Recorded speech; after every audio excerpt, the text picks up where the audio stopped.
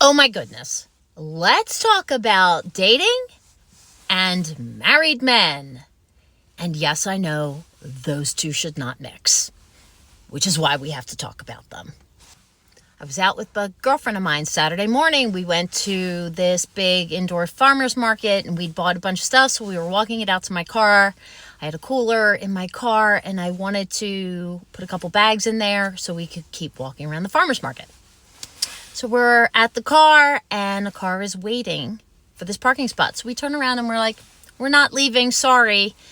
And he pulls up next to us and he says, "Ooh, who paid for all of that?" And I looked at him and I said, "Why? Do you want to pay my bills?" And he said, "Yes, I do." And I laughed and I looked at my girlfriend and I was like, "Okay, thank you."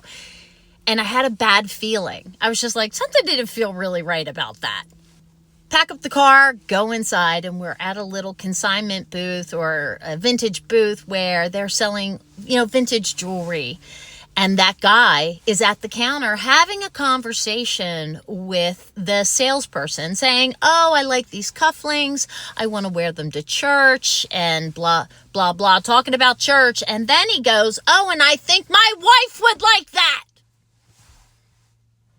Ladies, it happens all the time. I took it as a compliment because anytime somebody flirts with me, I just take it as a compliment. But that's so disrespectful to your wife. That is so disrespectful to your wife. Ew. Ladies, don't fall for it. Trust your gut.